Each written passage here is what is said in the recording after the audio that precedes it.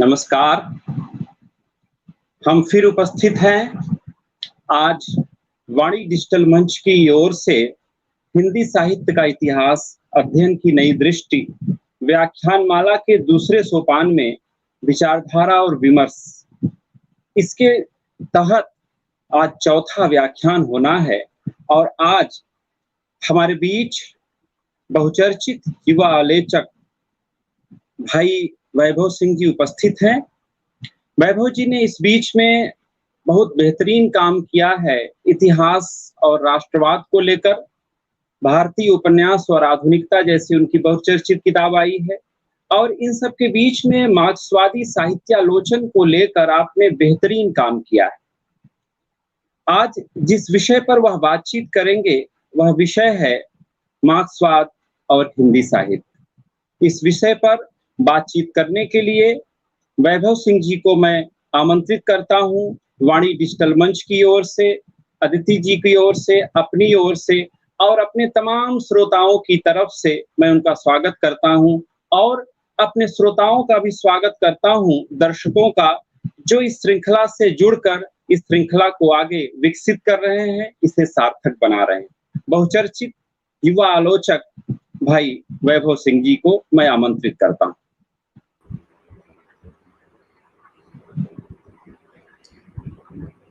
नमस्कार प्रभाकर जी। आशा है कि मेरी आवाज आप सब तक पहुंच रही है।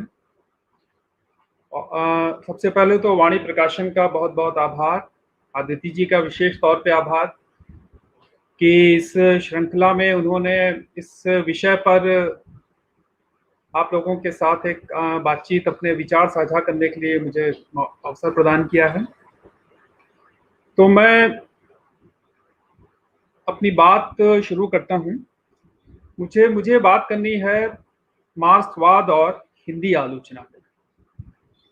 मार्क्सवाद और हिंदी आलोचना। आप सब जानते हैं कि मार्क्सवाद का इतिहास लगभग 150 वर्ष का है। 150 साल से थोड़ा ज्यादा मार्क्सवाद का इतिहास है और भारत में मार्क्सवाद पहुंचा है 20वीं सदी के दूसरे दशक में, औपचारिक तौर पे। यानी कि जब पहला महायुद्ध समाप्त होने की कगार पे था, उसके पहले कुछ छिटपुट मार्क्स पे रचनाएं लिखी जा रही थी, लेकिन हिंदी में खास तौर पे रूसी क्रांति के बाद, 1917 की रूसी क्रांति के बाद हिंदी साहित्यकारों पे, हिंदी पट्टी पे, हिंदी के लेखकों पर इसका सर्वाधिक स्पष्ट इसका असर दिखाई देने लगा था। और 1918 से लेकर के 1922 तक, 1918 से लेकर के 1922 तक कई रचनाएं बोल्शेविक क्रांति पर लिखी जा रही थी और ये रचनाएं बहुत छोटे छोटे शहरों से ये प्रकाशित होती थी। इटावा से प्रकाशित हो रही हैं, आगरा से प्रकाशित हो रही हैं, कानपुर से प्रकाशित हो रही हैं। तो ये एक तरह से हिंदी पट्टी पर रूसी क्रांति का जो असर था, वो सबसे पहले बोल्शेविक क्रांति के बारे में बताते हुए कई पुस्तकें जो हैं वो रमाशंकर अवस्थी वगैरह की उसमें पुस्तकों का उसमें जिक्र उसमें किया जा सकता है। तो और उसमें सबसे महत्वपूर्ण था, कुछ पत्र पत्रिकाएं थी, जैसे कि मतवाला, प्रताप, सुधा, जागरण आदि जितनी पत्रिकाएं थीं, इन पत्रिकाओं में रूसी क्रांति पे दर्जनों लेख उस समय उसमें प्रकाशित होने लगे थे। और प्रेमचंद पे इस पर इसका बड़ा गहरा असर था, आप सब जानते हैं। उनकी 2 रचनाएं कम से कम बहुत आप याद कर सकते हैं कि साहित्य का उद्देश्य, जो कि उन्होंने प्रगतिशील लेखक संघ की लखनऊ में हुए पहले अधिवेशन का जो उनका भाषण है, और 1936 में उन्होंने मरने से पहले, उन्होंने कुछ महीने पहले उन्होंने जो एक निबंध लिखा था, महाजनी सभ्यता। इन दोनों रचनाओं पे मार्क्सवादी, या कहें कि एक प्रकार से जो समाजवादी जो क्रांति थी, और उस समाजवादी क्रांति का जो साहित्य और संस्कृति पे जो असर था, वो इन दोनों रचनाओं पे बहुत साफ दिखाई पड़ रहा था। इसके अलावा उस समय जो है एक और जो बड़े लेखक थे, निराला की बहुत सारी रचनाओं पे असर है, समाजवाद की, समाजवादी विचार दृष्टि का, और खास तौर पे 1930 से लेकर के 1940 के बीच छायावाद के भीतर जो एक वैचारिक परिवर्तन घटित हो रहा था, उसके पीछे भी एक तरह की मार्क्सवादी सौंदर्य दृष्टि, मार्क्सवादी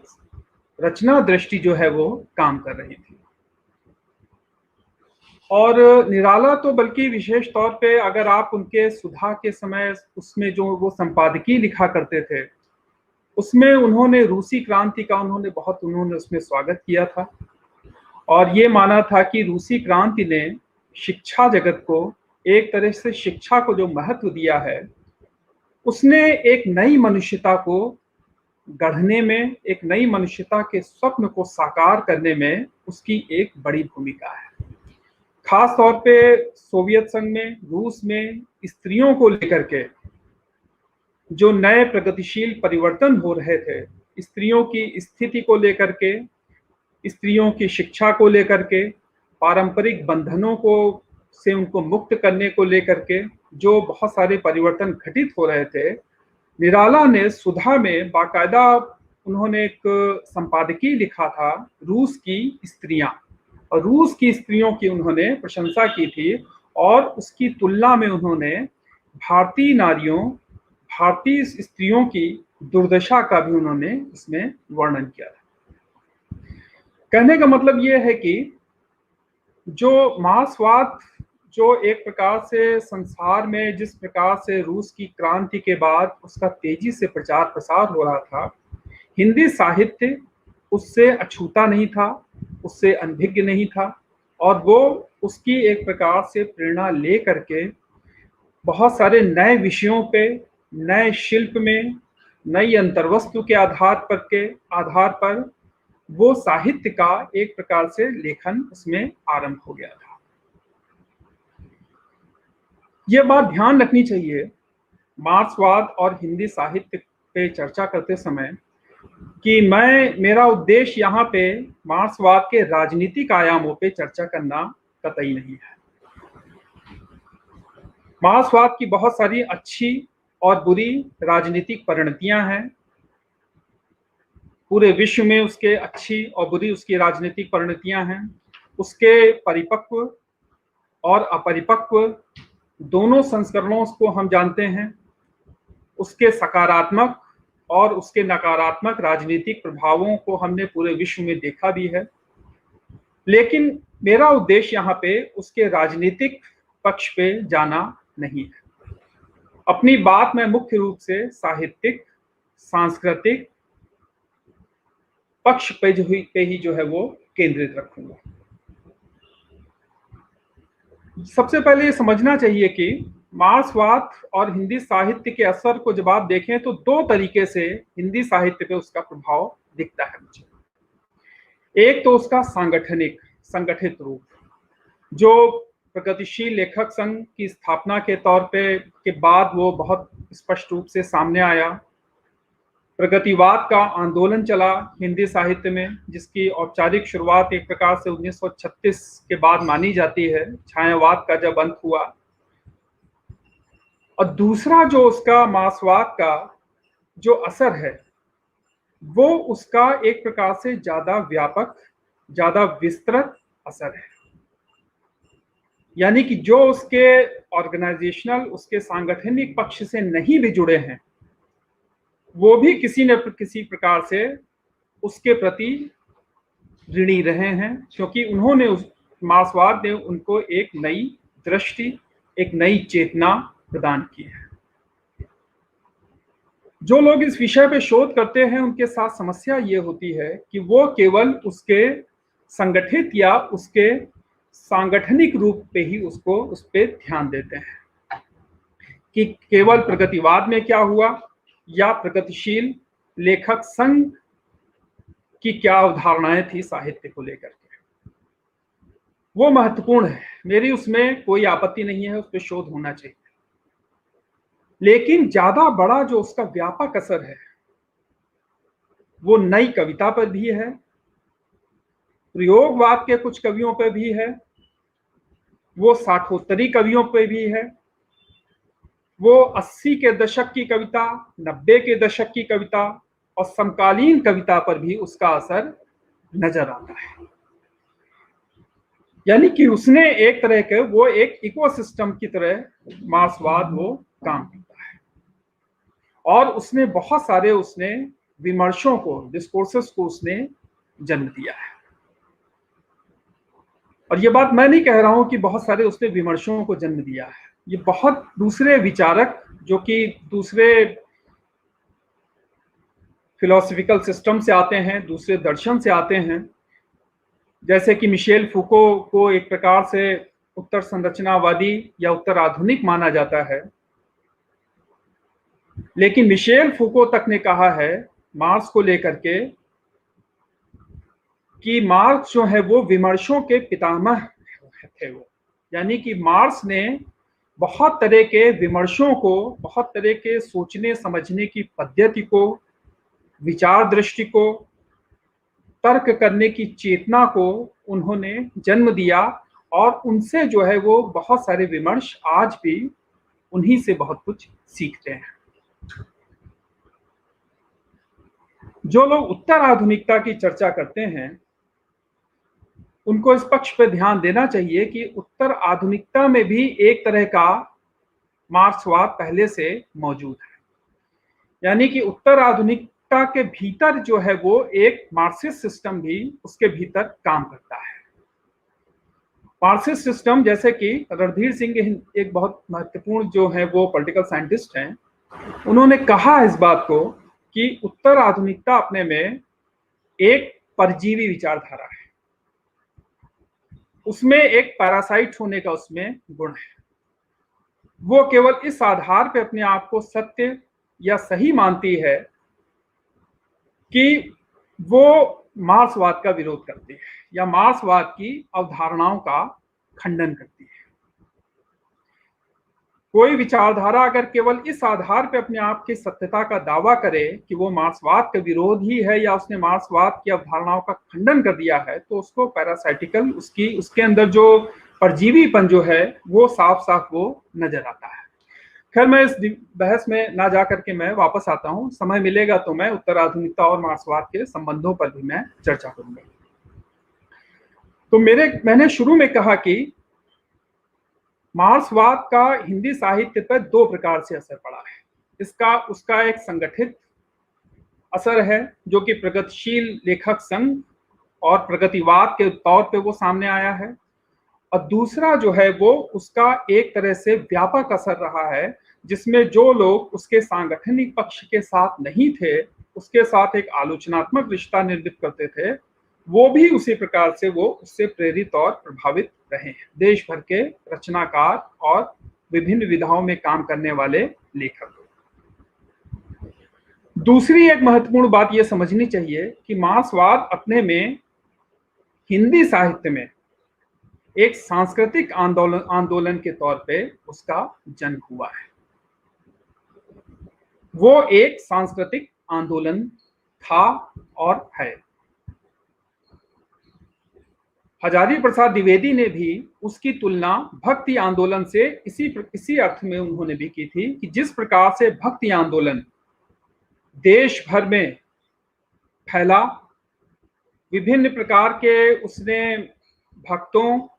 अध्यात्म प्रणाली आदि को उसने प्रभावित किया, उसी प्रकार से प्रगतिशील लेखक संघ जो है वो उसने भी एक प्रकार से प्रगतिशील मूल्यों का भी एक प्रकार से देश भर में एक सांस्कृतिक आंदोलन है। हालांकि उन्होंने इस बात की चेतावनी दी थी कि इसमें संकीर्णता आने का इसमें भय है। संकीर्णता अगर आएगी तो इस आंदोलन को क्षति पहुंचेगी। लेकिन उन्होंने इसको एक सांस्कृतिक आंदोलन की उन्होंने उसको संज्ञा उन्होंने प्रदान की थी। सांस्कृतिक आंदोलन की जो प्रमुख विशेषता होती है वो ये होती है कि वो संस्कृति की रक्षा भी करते हैं। मुझे हमेशा से लगता है रहा है कि मार्क्सवाद और प्रगतिशील जो एक प्रकार से चेतना थी, उसने भारतीय संस्कृति की, उसने बहुत सारे उसके ऑप्रेस्ड, उसके दबे हुए, उसके उपेक्षित, उसके अनदेखे, उसके दमित किए हुए रूपों को उसने उभारा है, उसको सामने लाने का उसने काम किया है। संस्कृति की अवधारणा एक युद्ध क्षेत्र भी होता है, जिसमें कई बार शासक वर्ग की संस्कृति ही एक प्रकार से समाज की संस्कृति, इकलौती संस्कृति बनने का काम करती है। लेकिन प्रगतिशील आंदोलन या एक प्रकार से मार्क्सवाद का जो प्रभाव पड़ा हिंदी साहित्य पे, उसने केरल से लेकर के पूर्वोत्तर, पंजाब, कश्मीर, उत्तर भारत, बंगाल, देश के कोने कोने में उसने एक नए तरह के भाषा आंदोलन को भी जन्म दिया और उसने उपेक्षितों की संस्कृति, कई बार मजदूरों और किसानों की संस्कृति आदि को उसने सामने उभारने का उसने काम किया। तो ये जो एक तरह का स्टीरियोटाइप है जो चस्पा करने की कोशिश की जाती है हमारे इतिहास पे, वो मुझे लगता है कि वो न्याय संगत वो नहीं है जब हम मार्क्सवाद का हिंदी साहित्य पे या भारतीय साहित्य पे हम असर देखते हैं। क्योंकि उसने जो है वो संस्कृति की उसने सबसे ज्यादा उसने रक्षा करने का उसने काम किया है और विभिन्न प्रकार के नाट्य आंदोलन, इफ्ता का पूरा आंदोलन, संगीत से जुड़े हुए आंदोलन, तरह तरह के अवागार्द कल्चर, अवागार्द संस्कृति, सबको उसने जो है वो प्रेरित और प्रभावित किया है। तो एक सांस्कृतिक आंदोलन और उसने साहित्य के भीतर एक सांस्कृतिक स्तंभ को निर्मित करने का उसने काम किया है, जिसमें आप अपनी वर्तमान ही नहीं बल्कि पुरानी प्राचीन संस्कृति के भी महत्वपूर्ण मूल्यों को आप उसमें उसको अर्जित करते हैं। उदाहरण के लिए कबीर का मूल्यांकन हो जाए या नवजागरण कालीन साहित्यकारों का मूल्यांकन या स्वयं जो सगुण कविता के जो जनपक्षी जो रूप हैं, सगुण कविता का अगर एक तरफ आध्यात्मिक ईश्वरवादी रूप है तो उसका जो जनपक्षी, जन सरोकार, जन चेतना से जुड़ा हुआ जो रूप है, उसको एक प्रकार से सामने लाने, उसको प्रस्तुत करने का काम, वो सारा का सारा एक नई विचार दृष्टि, आलोचना दृष्टि के माध्यम से तब संभव हुआ जब साहित्य ने एक इस विचार दृष्टि को उसने आत्मसात किया और उसको उसने ग्रहण किया। एक जो महत्वपूर्ण बात मुझे लगती है कि हिंदी के कम से कम 5 बड़े लेखक हैं जिनमें जो है वो मार्क्सवाद का एक प्रकार से गहरा असर दिखाई देता है। प्रेमचंद है, यशपाल, मुक्तिबोध, राहुल सांकृत्यायन, रांगे राघव, इन लेखकों ने के पूरे साहित्य को इन्होंने जो विभिन्न विधाओं में जो लेखन किया है, और रामविलास शर्मा, इन्होंने जो विभिन्न विधाओं में जो लेखन किया है उसमें जो है वो मार्क्सवाद अपने में रूपायित होता रहा है। और इनके एक प्रकार से जो साहित्य में एक जो बौद्धिक जिज्ञासा जो उसने पैदा की है, मुझे ऐसा हमेशा से लगता रहा है कि अगर मार्क्सवाद का असर अगर ना होता तब क्या होता हिंदी साहित्य का। तो मार्क्सवाद ने जो जिज्ञासा करने का, तर्क करने का, बहस करने का, एक बहस के माध्यम से समावेशी लोकतंत्र को निर्मित करने का जो काम किया, वो एक उसने हिंदी साहित्य के विकास को उसने बल प्रदान किया है। आज का समय थोड़ा सा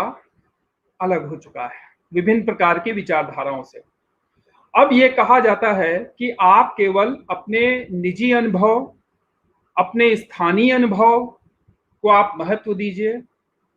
मेटा नैरेटिव्स, विचारधाराओं, महाख्यान का अंत हो चुका है।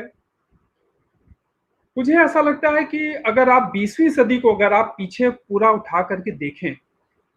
तो उसमें ये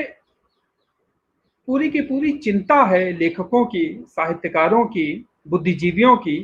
कि हमारा जो अपना इमीडिएट कॉन्टेक्स्ट है, हमारा जो अपना तत्कालिक परिवेश है,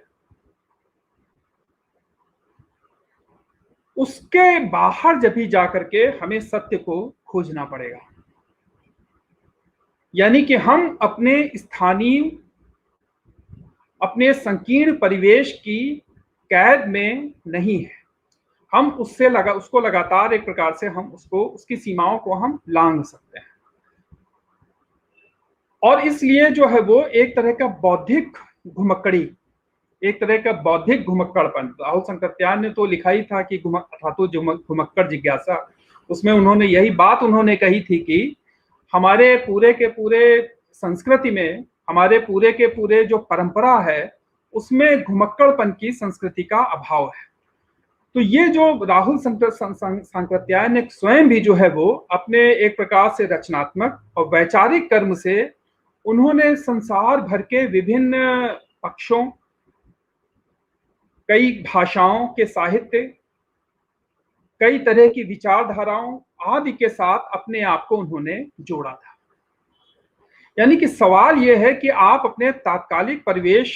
की सीमाओं से मुक्त होकर के अगर आपको रूस में, चीन में, अमेरिका में, यूरोप में घटित होने वाली विभिन्न घटनाओं के अगर आपको अर्थ ग्रहण करने हैं, अगर आप सचमुच इस बात के लिए जिज्ञासु हैं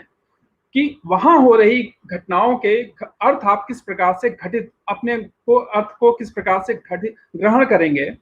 तो आपको मेटा नैरेटिव्स की आपको शरण लेनी पड़ेगी। यानी कि महाआख्यानों का अंत हो जाने के बाद आप जो विश्व में ग्लोबलाइजेशन के बाद जो ग्लोबल स्केल पे बड़े परिवर्तन घटित हो रहे हैं, आप एक प्रकार से उनसे अपने आप को बौद्धिक रूप से उनसे अपने आप को एंगेज करने के लिए, उनको समझने के लिए के प्रयास से आप स्वयं को जो है वो समझने की जिम्मेदारी से आप अपने आप को दूर कर लेते हैं। लेकिन अगर आप पूरा का पूरा प्रेमचंद या उसके बाद का अगर आप लेखन देखें तो उसमें दोनों जो है वो उसमें चेष्टाएं उसमें नजर आती हैं। यानी कि वैश्विक होने और अपनी स्थानीय संस्कृति, अपनी जो लोकल जो कल्चरल रूट्स हैं, उन दोनों से मार्क्सवाद ने या प्रगतिशील लेखक संघ ने एक सामान्य पाठक या सामान्य मनुष्य, सामान्य लेखक को उसने जोड़ने का काम किया था। यानी कि आप जितने सार्वभौमिक हैं उतने आप जो हैं वो स्थानीय भी हैं। अभी इस समय जो है वर्तमान में स्थितियां थोड़ी सी उल्टी हो गई। अब ये कहा जा रहा है कि नहीं, सार्वभौमिकता जो है वो स्थानीयता की विरोधी है, जबकि एक पूरा का पूरा जो है वो प्रगतिशील लेखक संघ का आंदोलन हो या जो मार्क्सवाद से जो प्रेरित थे, उन्होंने इन दोनों पक्षों को उन्होंने आपस में सेपरेट नहीं किया था, उसको उन्होंने अलग नहीं किया था। चाहे उसमें आप अगर आप रेणु का लेखन देखें या राहुल सांकृत्यायन का लेखन देखें या जो हमारे जो नई कविता के बाद के जो विभिन्न प्रकार के कविताओं की जो भाषिक संरचना है, भाषा को जो उसमें ढांचा है, जो उसमें अपनी प्रकृति को लेकर के, अपने स्थानीय जीवन को लेकर के जो उसमें चेतना है,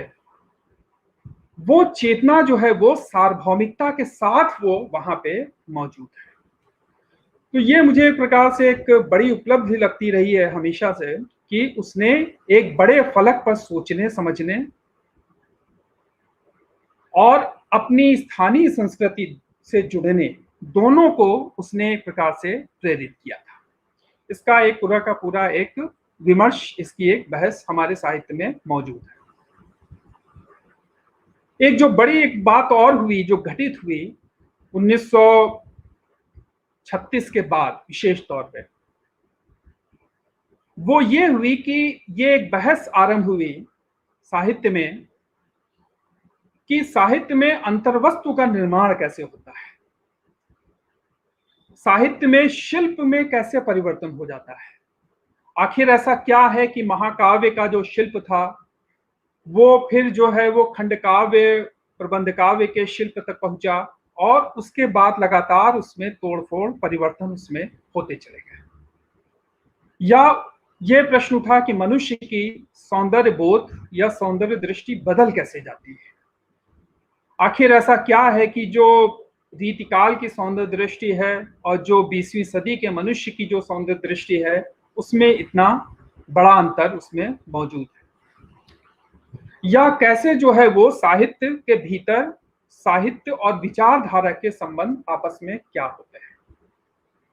तो साहित्य में अंतर्वस्तु का निर्माण होना, उसके शिल्प का बदलना, विचारधारा से उसके संबंध, या एक प्रकार से मनुष्य के सौंदर्य बोध में कैसे बदलाव आता चला जाता है, इसको लेके जो सबसे एक प्रकार से सबसे लिटरेरी क्रिटिसिज्म ने, एक प्रकार से साहित्य आलोचन ने जो बहस की है, उन बहसों से जो है वो लेखकों ने भी बहुत कुछ सीखा है और पाठकों ने भी बहुत कुछ सीखा है। जैसे कि आप सब जानते हैं कि मार्क्स भी साहित्य के प्रचंड प्रेमी थे। उनकी अगर आप रचनाएं अगर पढ़ें तो उसमें शेक्सपियर, डिकेंस, कोथे, सर्वेंटीस, सबके उसमें जगह जगह उदाहरण उसमें मिलते हैं। बताया जाता है कि वो सौंदर्य शास्त्र पे भी पूरी पुस्तक भी लिखने का प्रयास कर रहे थे मार्क्स स्वयं, और उनके जो मित्र थे एंगल्स, उन्होंने तो एक जगह कहा है उन्होंने इस बात को कि आर्थिक या राजनीतिक कृतियों की तुलना में कलात्मक कृतियां मुझे अधिक समग्र लगती हैं। यानी कि उनमें टोटैलिटी, उनमें जीवन को समग्रता से व्यक्त करने का एक प्रकार से अधिक उसमें प्रभाव या उसका उसमें सार्थकता दिखती है साहित्यिक कृतियों में। और इसके लिए उन्होंने ये कहा कि साहित्यिक कृतियां अधिक समग्र इसलिए हैं क्योंकि वो आर्थिक और राजनीतिक कृतियों की तुलना में कम विचारधारात्मक है। यानी कि साहित्यिक कृतियां इसलिए अधिक व्यापक हैं क्योंकि वो विचारधारा के खूंटे से अनिवार्य रूप से नहीं बंधी होती हैं, जैसा कि कई बार आर्थिक और राजनीतिक पांडुलिपियां या कृतियां उसमें बंधी होती हैं। तो पूरा का पूरा जो मार्क्स के समय से जो एक लिटरेचर को एक समझने का जो प्रयास नए तरीके से जो शुरू हुआ था, खास तौर पे आप देखें जो मार्क्स का बाल्जाक के बारे में जो मूल्यांकन है, सब जानते हैं कि बाल्जाक घोषित रूप से राष्ट्रतंत्रवादी था, सामंतवादी था, लेकिन उसने एक जो है वो मोनार्की का जो पूरा का पूरा वहां पे फ्रांस में जो उसका पतन हो रहा था, उसका उसने पूरा का पूरा अपनी कृतियों में चित्रण किया है। तो मार्क्स उसी समय से, ये मार्क्स के पत्रों, एंगल्स के पत्रों से भी जाहिर हो जाता है कि दोनों साहित्य और विचारधारा के यांत्रिक रिश्तों के दोनों खिलाफ थे। और वो इस बात को मानते थे कि विचारधारा लेखक की कई बार कैसी भी हो, लेकिन अगर वो सचमुच बड़ा लेखक,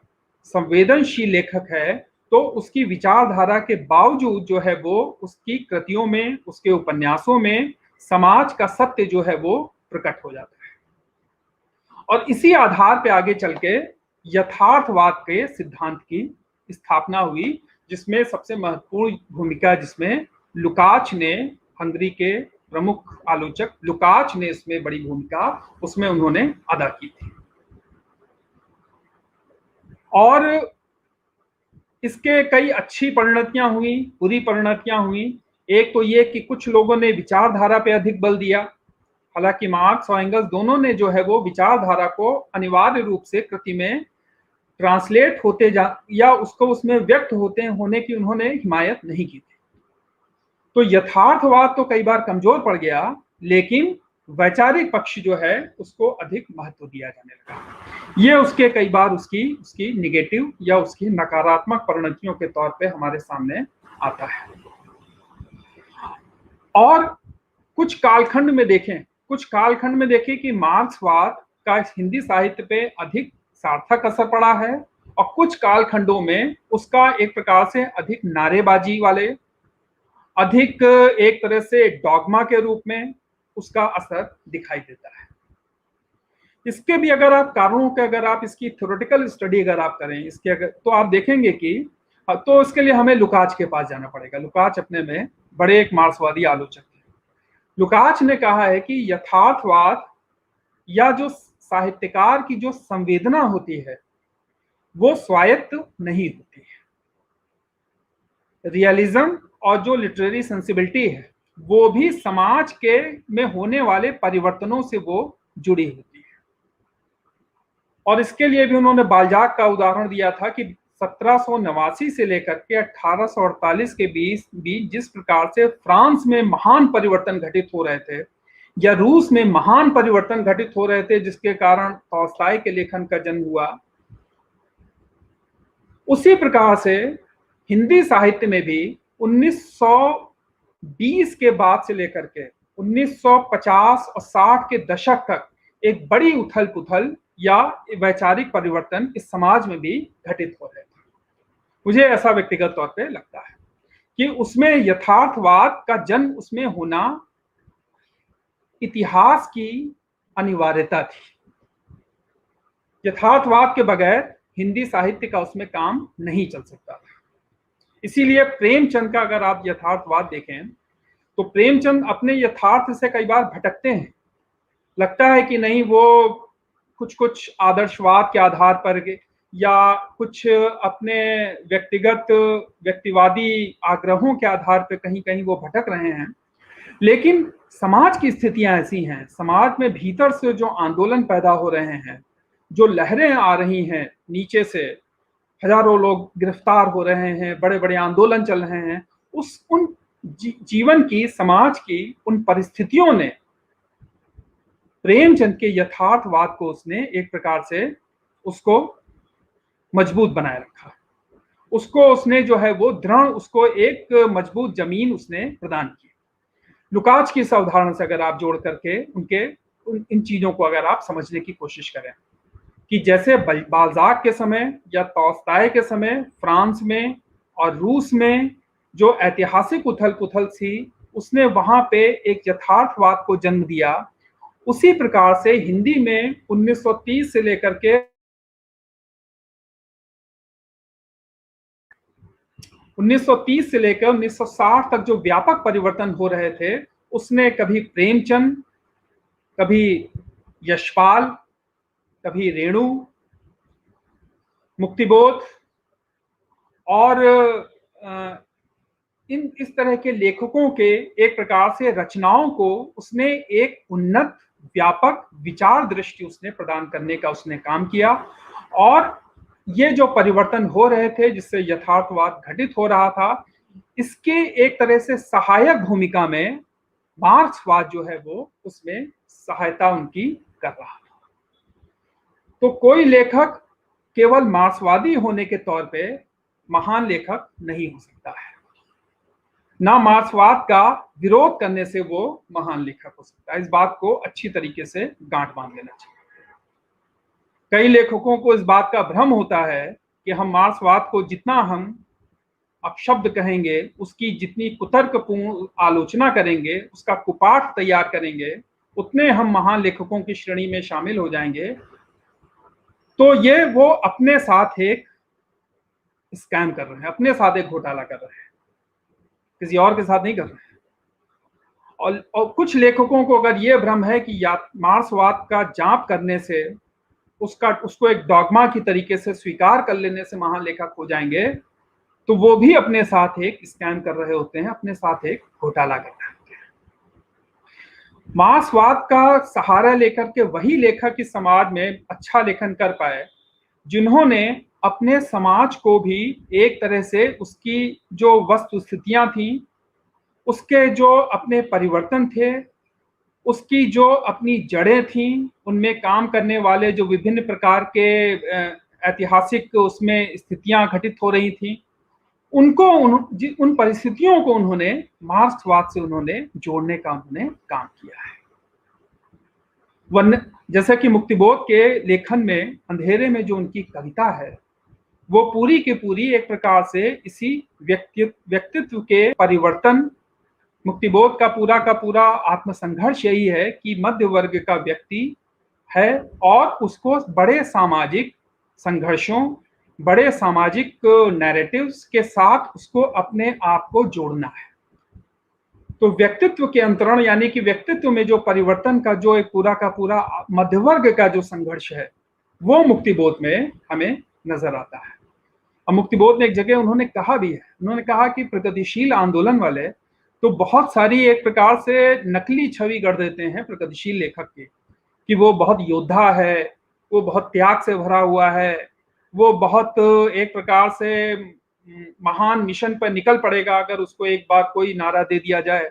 उनका था ऐसा कुछ होने नहीं जा रहा। मध्यवर्ग उल्टा है, वो बहुत धुलमुल है, वो बहुत भीतर से डरा हुआ रहता है, वो उसमें बहुत सारे उसके दुविधाएं हैं, उसके अपने मनोवैज्ञानिक संकट हैं। तो ये जो एक नकली छवि, जो एक फॉल्स इमेज गढ़ी जा रही है योद्धा की, उसकी तुलना में मध्यवर्ग को जो कि एक प्रगतिशील मूल्यों को आत्मसात कर रहा है, उसको हमें चित्रित करने की ज्यादा आवश्यकता है। उसके दुविधापन को, उसके आत्मसंघर्ष को, उसके संकोचों को। इसीलिए जो है वो मुक्तिबोध के यहाँ एक नई जो है दृष्टि हमें क्यों नजर आती है, क्योंकि मुक्तिबोध ने जो मध्य वर्ग के जो मार्क्सवाद से जो डायलेक्टिकल रिलेशन है, जो उसके द्वंद्वात्मक संबंध होते हैं, उसको उन्होंने अपनी कविता में चित्रित करने का उन्होंने काम किया है। जिसको संघर्ष करना भी है, लेकिन वो जो ढुलमुल है और दुविधा से ग्रस्त भी है। पंत ने भी एक समय उन्होंने यही काम किया था, सुमित्रानंद पंत में। उन्होंने अपनी बात की रचनाओं में उन्होंने अपनी नए युग की हताशा को व्यक्त करने के स्थान पे उन्होंने कृत्रिम रूप से उन्होंने बहुत सारे समाजवादी फार्मूलों को उन्होंने अपनी कविताओं में व्यक्त करना शुरू कर दिया था। और नामवर सिंह ने एक जगह लिखा है, तो उन्होंने सही लिखा, उन्होंने इस बात में उन्होंने लिखा है कि पंत अगर अपने बात के रचना कर्म में नए युग, नई स्थितियों के साथ ना जुड़ पाने के अपने यथार्थ को, अपनी कश्मकश को अगर व्यक्त करते तो वो ज्यादा महान कविता की वो रचना कर सकते थे।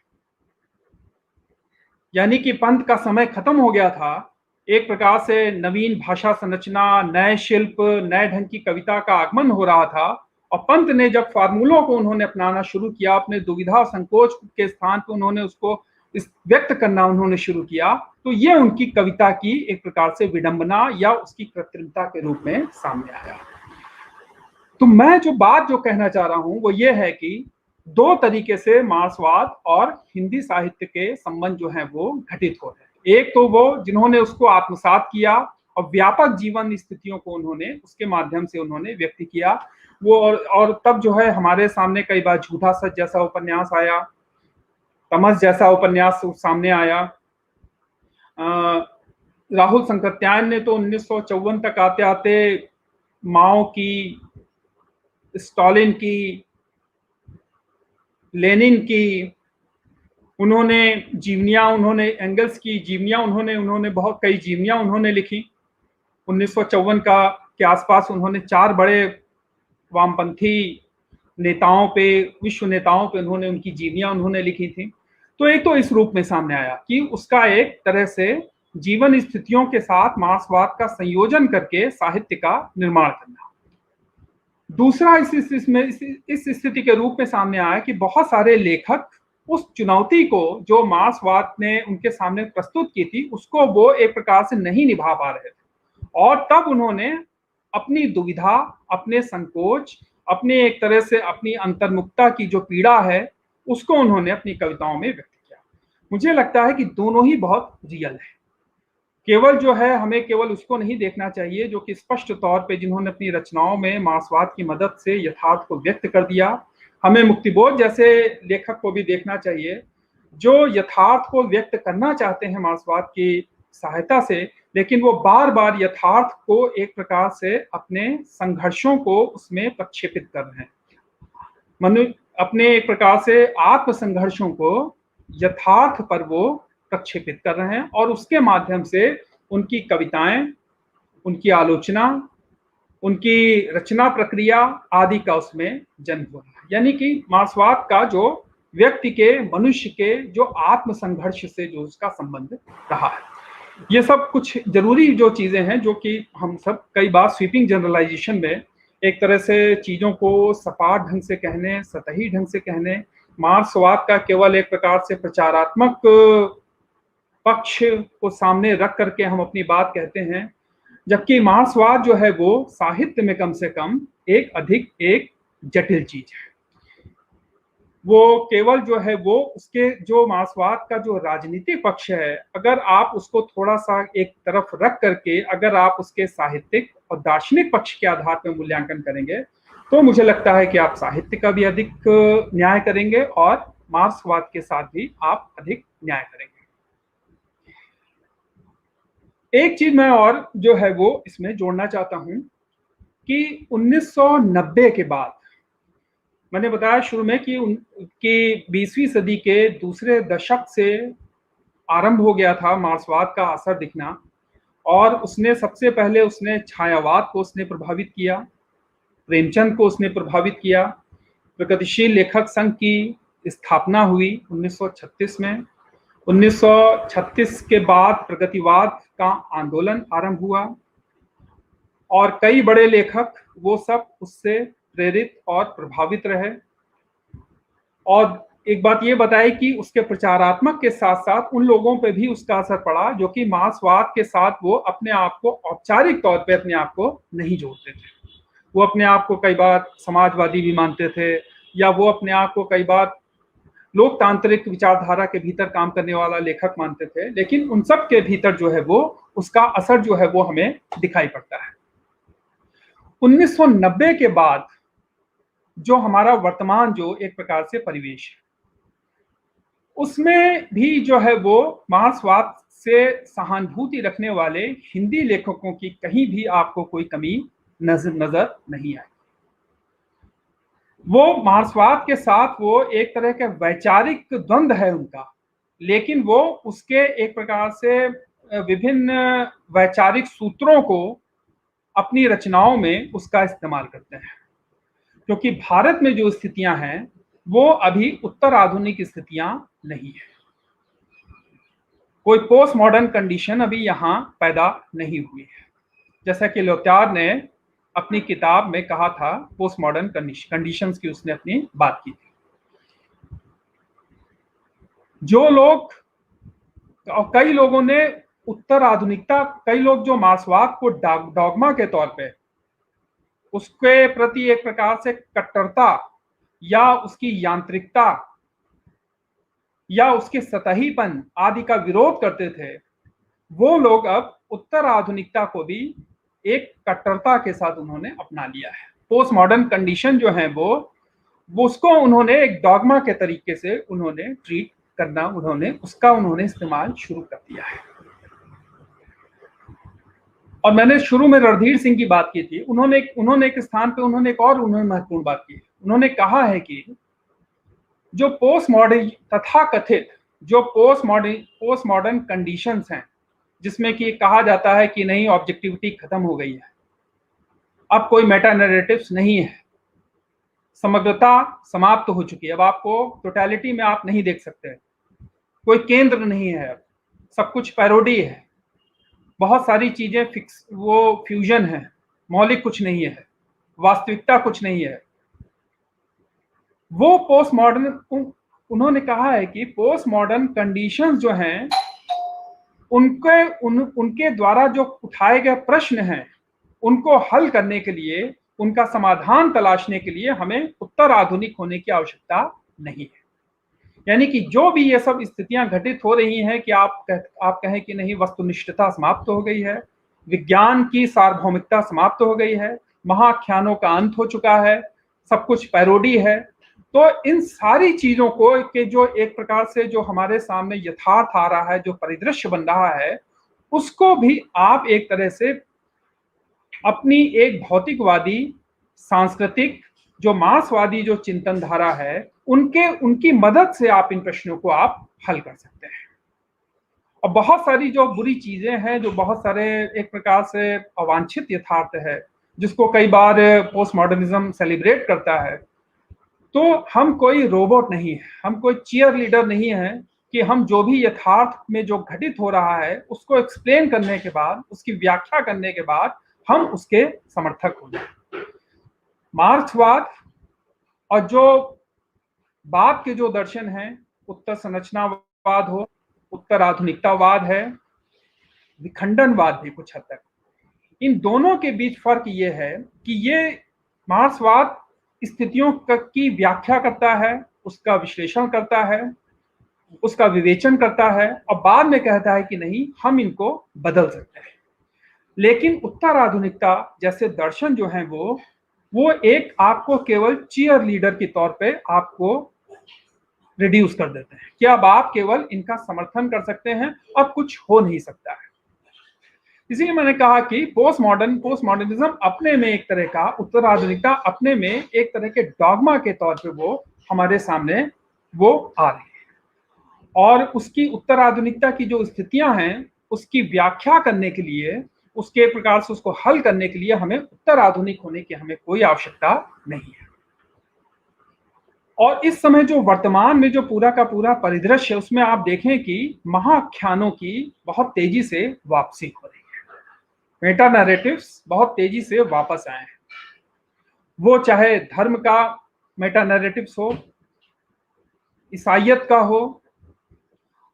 अमेरिकी स्वप्न को भी एक समय लियोटार्ड ने कहा था कि अमेरिकी स्वप्न भी जो है वो एक तरह के मेटा नैरेटिव्स है, यानी कि बाजार, सब कुछ बाजार फाइनल है, मार्केट इज फाइनल, आप कुछ नहीं कर सकते उसमें। वो सारे के सारे महाख्यान जो है वो इस देश में पूरे भूमंडल पे उनका प्रभाव बढ़ रहा है। और एक सामान्य मनुष्य से भी अगर आप बात कर लीजिए तो वो ये बात मानता है कि वो अपनी स्वतंत्रता को लेकर लगातार चिंतित है। जो भी एक लेकिन अगर आप पूरा का पूरा मार्क्सवाद की अगर आप परंपरा देखें, हिंदी साहित्य की पे अगर उसके परंपरा देखें, तो उसमें यही कहा गया था कि आपको एक और आर्थिक, राजनीतिक वस्तु स्थितियों की व्याख्या करनी है, तो दूसरी ओर आपको संस्कृति की नवीन व्याख्या करके मनुष्य को सांस्कृतिक तौर पे भी अधिक उसको स्वतंत्र या समर्थ बना लेना है। यानी कि मनुष्य केवल धर्म, संकीर्ण रीति रिवाजों, संकीर्ण पहचानों का वो एक प्रकार से मनुष्य नहीं है, बल्कि हमें एक नया मानव गढ़ना है,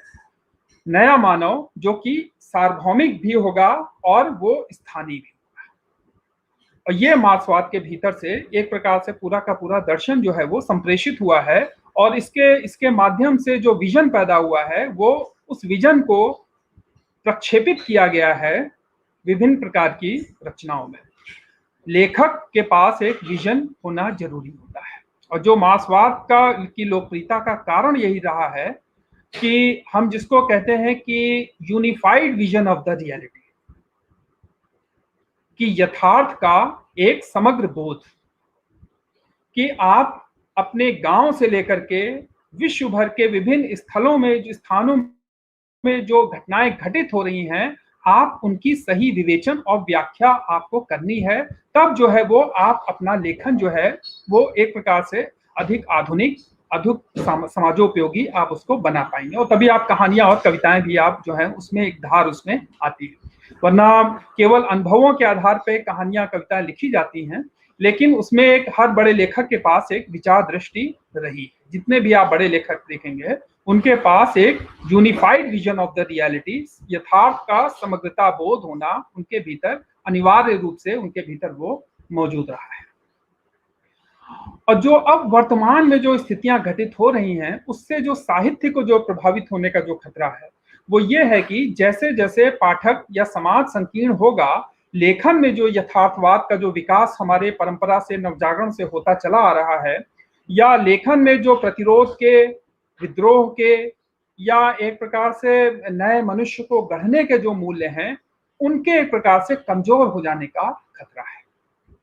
कि जो नवजागरण की जो परंपरा आरंभ हुई थी, जिसमें नए नए विषय लेकर के लेखक अपनी रचनाएं लिखते थे, और जो प्रेमचंद के बाद के समाज से लेकर के स्वतंत्रता के बाद से लेकर के भूमंडलीकरण तक की जो हमारी पूरी परंपरा है, उसमें जो एक पूरे पूरे विश्व में जो एक नई तरह की संकीर्णता का जो आगमन हो रहा है, जिसमें एक ये कहा जा रहा है कि सब कुछ नरेशन है, सब कुछ कहानी है, सब कुछ आख्यान है, कुछ भी सत्य नहीं है, इतिहास आख्यान है, विज्ञान जो है आख्यान, यहां तक कि कुछ अत्यधिक उत्साही लोगों ने फिजिक्स और केमिस्ट्री, रसायन विज्ञान और भौतिक शास्त्र को भी उन्होंने कहानी या आख्यान बता दिया है। और उसके उसके उसके विरोध में पश्चिम में उसका बड़ा विरोध भी हुआ। 1996 का सोकेल अफेयर हम सब जानते हैं, जिसमें एक वैज्ञानिक ने एक पर्चा लिखा, उसने एक शोध पत्र तैयार किया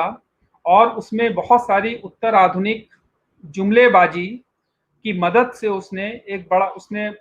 पत्र तैयार किया और उसको छपवा भी लिया। अब बाद में उसने कहा कि ये फेक था, मैंने जो कुछ लिखा वो सब झूठ था, क्योंकि मैं इस पूरे के पूरे हमारे जो अकादमिक जगत में, हमारी जो बौद्धिक दुनिया में, जो उत्तर आधुनिकता के नाम पे जो इंटेलेक्चुअल स्कैम, ये शब्द उसने इस्तेमाल किया था, कि जो बौद्धिक घोटाला जो घटित हो रहा है, मैं उसको ही जो है उसका पर्दाफाश करना चाहता था। और इसके बाद जो है वो पूरे के पूरे पश्चिम के अकादमिक जगत में जो है वो खलबली मच गई थी। और वो पहली घटना नहीं थी केवल, उसके बाद अभी अब मुश्किल से 2 साल पहले भी ऐसी एक घटना हुई है, जहां पे कुछ महिलाओं ने उत्तर आधुनिकता की शब्दावली का सहारा ले करके उन्होंने अपने शोध पत्र पश्चिम के बहुत सारे नामी गिनामी जर्नलों में उन्होंने छपवा लिए हैं। और वहां पे उन्होंने ऐसी ऐसी अवधारणाएं दी हैं कि जो पूरा का पूरा अंतरिक्ष ज्ञान है ये लिंगवादी है, ये सेक्सिस्ट है। अब कहां अंतरिक्ष विज्ञान और कहां अंतरिक्ष विज्ञान की फेमिनिस्ट स्टडी, जिसके माध्यम से आप विखंडन कर रहे हैं पूरी के पूरी मंगल ग्रह या शुक्र या शनि ग्रह के का जो पूरा का शोध हो रहा है, उसको आप लिंगवादी अवधारणाओं से आप उसका अध्ययन करने लग जाएं। तो ये पूरा का पूरा जो उत्तर आधुनिकता के नाम पे जो इंटेलेक्चुअल स्कैम हुआ है इस बीच पश्चिम में, इसकी क्रिटिक विकसित करते हुए, इसकी आलोचना विकसित करते हुए कई महत्वपूर्ण चिंतकों ने उसमें काम किया है। टेरी गल्टन ने इस पे किताब लिखी है, the illusion of the post modernity. और उन्होंने, उनके अलावा फ्रेडरिक जैक्सन ने उसको जो है वो वृद्ध पूंजीवाद से उन्होंने जोड़ा था उन्होंने इस पूरी की पूरी प्रक्रिया में। तो जो भी मार्क्सवाद की जो भी बौद्धिक उपलब्धियां हैं वैश्विक स्तर पे, मेरे कहने का ये मतलब है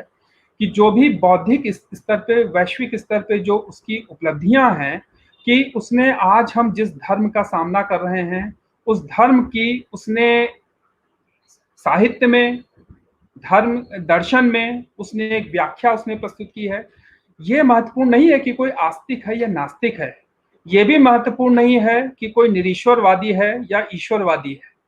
महत्वपूर्ण यह है कि आप धर्म की एक सुसंगत ऐतिहासिक भौतिक व्याख्या करके आप उसको प्रस्तुत करें। और ये जैसे कि जब भी हमारे यहाँ मार्क्सवाद का असर पड़ा है तो राहुल सातत्यायन की रचनाओं में आपको दिखेगा,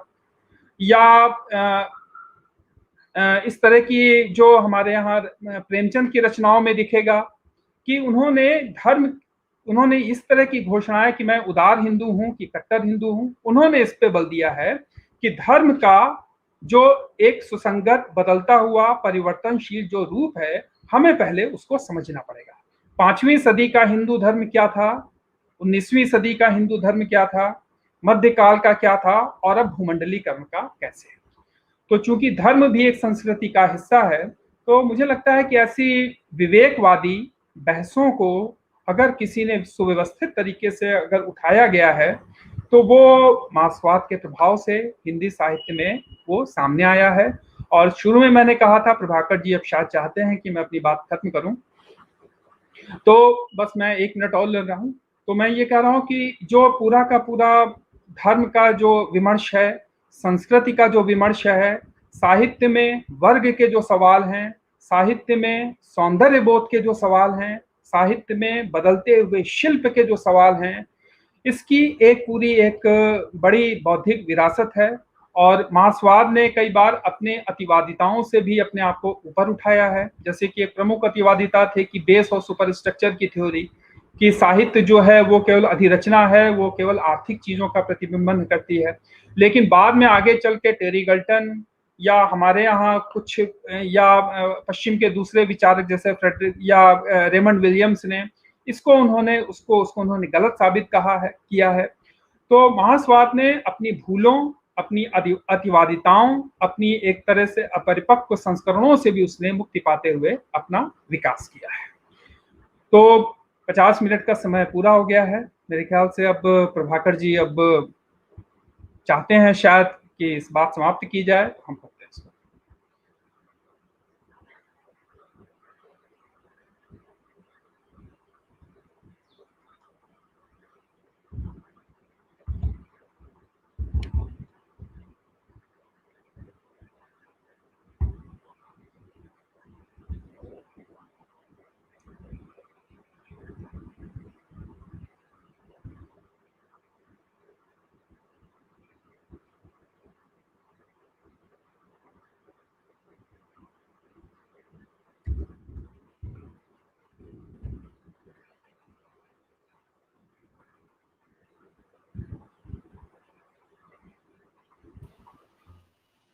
प्रभाकर सर, सॉरी आपको मैं डिस्टर्ब कर रही हूँ, लेकिन आपका माइक म्यूट है। जी जी जी आइए।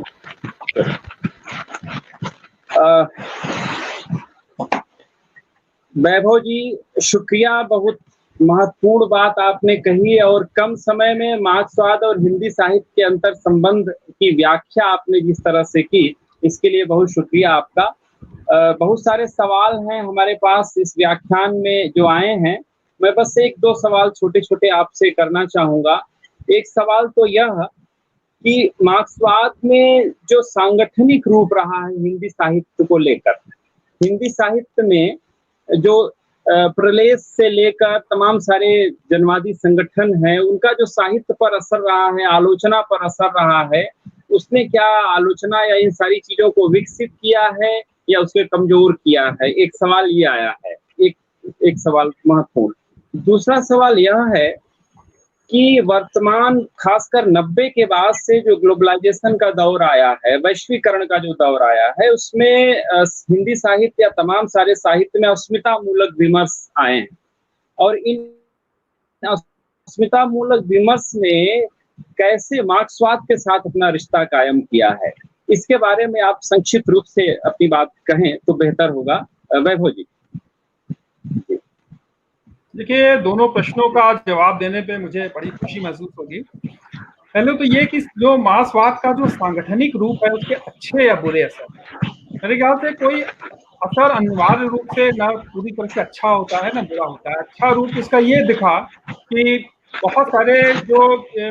कम से कम देश के विभिन्न इलाकों के साहित्यकारों ने एक साझेपन, एक सामूहिकता के भाव को उसने सीखा। दूसरा कि उसमें एक संस्कृति, देश के नवनिर्माण, देश की जो गरीब वर्गों, निम्न वर्गों, वंचित वर्गों की जो समस्याएं थी, उसको ग्रहण करने की, उसको महसूस करने की उसने एक तरह से दृष्टि को उसने विकसित किया। कि मैं नहीं मानता हूं कि लेखक में कोई भी दृष्टि जन्मजात होती है या लेखक जो है वो जन्मजात कोई विचारधारा लेकर के पैदा होता है। तो एक प्रकार से वैचारिक प्रशिक्षण जो है वो विभिन्न प्रकार के संगठनों ने, लेखक संगठनों ने जो किया है, उसका अपना ऐतिहासिक उसका योगदान है और वो सब हमारे यहाँ दस्तावेजों में वो दर्ज है कि उसने, क्योंकि भारत में आप जानते हैं कि हिंदी प्रदेश की स्थिति एक विचार भीरू समाज के तौर पर। श्रीकांत वर्मा ने तो पूरी कविता ही लिखी थी कि कौशल में विचारों की कमी है, कौशल्टिक।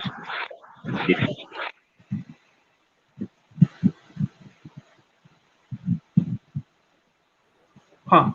मैं चला गया था वीडियो। तो कम से कम ये जो एक प्रकार से स्थितियां थी, उनमें जो उनका हस्तक्षेप हुआ, कई जो बड़े लेखक हैं जो मार्क्सवाद से सहमत नहीं हैं, वो भी इस बात को मानते हैं कि मार्क्सवाद ने कम से कम समाज में एक क्रांतिकारी हस्तक्षेप करने में जो मनुष्य की भूमिका है, उसको उसने निर्मित करने का उसने काम किया, एक रेडिकल इंटरवेंशन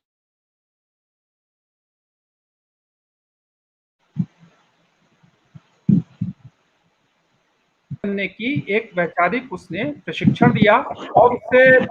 कई तरह की रचनाओं का हमारे सामने जो है वो बहुत तरह की उसमें रचनाएं उसमें आई। हालांकि कुछ जो खराब, कुछ कमजोर लेखक थे, उन्होंने मार्क्सवाद का एक प्रकार से उनकी रचनाएं उसको कोई बहुत प्रस्तुत नहीं किया, उससे बहुत तकमील नहीं हो पाई, लेकिन कई लेखकों ने इसका लाभ उठाया और अपनी रचनाओं को उन्होंने दिखाते। तो प्रगतिशील लेखक सिंह और प्रगतिवाद के आंदोलन की ऐतिहासिक भूमिका लेखकों की एक प्रशिक्षित पीढ़ी, एक अधिक जागरूक पीढ़ी को तैयार करने में सामने आया, जिन्होंने अपने गांव देहात स्थानीय जीवन को भी नई दृष्टि से उन्होंने देखा। वो आपको नागार्जुन और केदारनाथ अग्रवाल की कविताओं में दिखाते कि आप उस दृष्टि की मदद से अपने संस्कृति और स्थानीय जीवन को भी अधिक सहानुभूति से, अधिक गहराई से आप उसके अंतर्विरोधों को समझते हुए भी उसको आप अधिक गहराई से देखने लगते हैं। अब मैं आता हूं दूसरे प्रश्न पर कि भूमंडलीकरण के बाद जो अस्मिताओं का जो पूरा का पूरा विमर्श है। मैंने शुरू में कहा कि जो पश्चिम के लेखक हैं, उन्होंने मार्क्स को भी उन्होंने विमर्शों का उन्होंने पितामह कहा है, कि वहां से बहुत सारे विमर्शों, आज भी उससे बहुत सारे विमर्श जुड़े हुए हैं। जो अस्मितावादी जो विमर्श हैं, वो एक प्रकार से मुझे ऐसा लगता है कि वो साहित्य के विकास में उन्होंने मदद की है। बहुत सारे नए तरह के जीवनानुभव हमारे सामने आए हैं, बहुत तरह के नए सांस्कृतिक बिंब,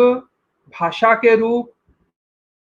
कई प्रकार की जीवन स्थितियां, गांव देहात का जीवन, स्त्रियों की पीड़ाएं, दलितों की पीड़ाएं, वो सब हमारे सामने आए हैं। और मार्क्सवाद का एक प्रकार से, अगर उनसे एक प्रकार से कोई अंतर्विरोध का संबंध नहीं है, लेकिन मार्क्सवाद कम से कम एक प्रकार से उनसे ये एक प्रकार से उनकी मदद कर सकता है, क्योंकि मार्क्सवाद उनकी देन स्वीकार करता है कि नहीं, हमें इनसे अस्मिता विमर्श से हमें कुछ सीखना है। लेकिन अस्मिता विमर्श को मार्क्सवाद से ये सीखना है कि बहुत सारे संघर्ष, बहुत सारे जीवन यथार्थ साझे भी होते हैं और सामूहिक भी होते हैं। यानी कि अगर आपको अपने किसी उपन्यास में चित्रण करना है, किसान की जीवन की स्थिति का चित्रण करना है, तो आप केवल जाति के आधार पर किसान की समस्या का आप अध्ययन नहीं कर सकते हैं। किसान की कुछ समस्याएं कई समस्याएं बहुत ही जाति से ऊपर हैं, कई प्रकार के जातिगत पहचानों से ऊपर हैं, तो हमें उनको भी हमें समझना पड़ेगा। तो सामूहिकता और साझेपन को एक प्रकार से सीखने, प्रशिक्षित करने का काम जो है वो, ये एक प्रकार से मुझे लगता है कि इसकी जरूरत है साहित्य में, और कई लेखकों ने इसका एक प्रकार से लाभ भी उठाया है। और ये एक प्रकार से ये इस बात को भी हमें नोट करना चाहिए, जो हाशिया जो होता है, क्योंकि मुख्य तौर पे ये बात कही जा रही है कि हमें अब सेंटर और मार्जिन के हमें फर्क को हमें समझना पड़ेगा। तो ये जो विमर्श, जो अस्मिताएं हैं, ये हाशिया हैं, और इसके बरक्स जो है, जो केंद्र है, उसको, उससे जो उसका द्वंद्व है, उसको हमें समझना पड़ेगा। मुझे तो ऐसा लगता है कि सेंटर और मार्जिन के जो हाशिया और विमर्श के जो सबसे बड़े जो एक प्रकार से आलोचक रहे हैं, वो मार्क्स अपने में स्वयं थे। उन्होंने बहुत सारी रचनाओं में जब उन्होंने साहित्य का जब उन्होंने मूल्यांकन किया है, तो उसमें उन्होंने किसान मजदूर का जो वर्ग है, उसका राजतंत्र से जो विरोध है, जो विभिन्न प्रकार की उसकी जो हाशिए की दमित वर्गों की जो पीड़ाएं हैं, उसको उन्होंने उसमें उभारा है। और रामविलास शर्मा को अगर आप देखें, तो रामविलास शर्मा ने बार बार जो है वो एक प्रकार से तुलसी के जो रामचरितमानस में जो विभिन्न प्रकार के जो उसके तथाकथित जो उसके हाशिए वाले पक्ष हैं, और उनसे जो राम का जो संबंध है, उसको उन्होंने भी उसकी चर्चा की। उसकी अपनी सीमाएं हैं, मैं नहीं कहता उसकी सीमाएं उद्घाटित नहीं करनी चाहिए। या हमारी परंपरा में कबीर के महत्व को स्थापित किया था हजारी प्रसाद द्विवेदी ने। कबीर अपने में जो है वो हमारे पूरे के पूरे सांस्कृतिक डिस्कोर्स में एक हाशिया ही रहे हैं। जो कबीर हमारे पूरे सांस्कृतिक डिस्कोर्स में हाशिया थे और उसको प्रगतिशील आंदोलन के महत्व से जब उसको स्थापित किया गया, तो इसलिए मैं कहता हूं कि प्रगतिशील आंदोलन और जो अब नए अस्मितावादी जो विमर्श हैं उनके बीच एक तरह का एक साझेपन का या एक आपस के डायलॉग का, संवाद का भाव रहना जरूरी है। बहुत महत्वपूर्ण बात आपने कही और बड़े सहजता से आपने इन चीजों को समझाया कि बात सही है कि मार्क्सवाद एक ऐसी चेतना है कि जिसकी जो जन पक्षधर छवि है साहित्य की, उसके साथ उसका आरंभ से रिश्ता बनता है और अपने समय के साथ हम उसको कैसे जोड़ कर देखें तो उसके बहुत सारे रूप हमारे सामने दिखाई देते हैं और जो सृजनात्मक पक्ष है मार्क्सवाद का वो हमारे सामने कैसे आज भी उतना ही उपयोगी है और उसकी एक लंबी परंपरा कैसे रही है साहित्य में, उसकी उपस्थिति के बारे में आपने इतनी महत्वपूर्ण बातें कही और उसका विवेचन आपने जिस तरह से किया, इसके लिए मैं बहुत आभार प्रकट करता हूं वैभव जी आपका। वाणी डिजिटल मंच की तरफ से, अपने श्रोताओं और दर्शकों की तरफ से, अदिति जी की तरफ से बार बार आपको शुक्रिया अदा करता हूं और इस बातचीत से एक चीज ये उभरी है कि मार्क्सवाद की उपस्थिति को कैसे हम दर्ज करें, साहित्य के मूल्यांकन में कौन से टूल्स हैं जिसको लेकर मार्क्सवाद को हम समझ सकते हैं। तो ये बहुत अच्छा रहा है। आपके लेखन में भी आपने टेरी गेल्टन के लेखन को लेकर जिस तरह से मार्क्सवाद और साहित्यालोचन का जो अनुवाद किया है आपने, उसको पढ़ते हुए भी हम इस सहजता को समझते हैं, इस बोध को विकसित करते हुए कैसे आप आगे बढ़ रहे हैं। हम बार बार आपको साधुवाद देते हैं और आपका शुक्रिया अदा करते हैं। धन्यवाद। धन्यवाद आपका भी, प्रभाकर जी का भी और अदिति जी का भी। धन्यवाद। Thank you.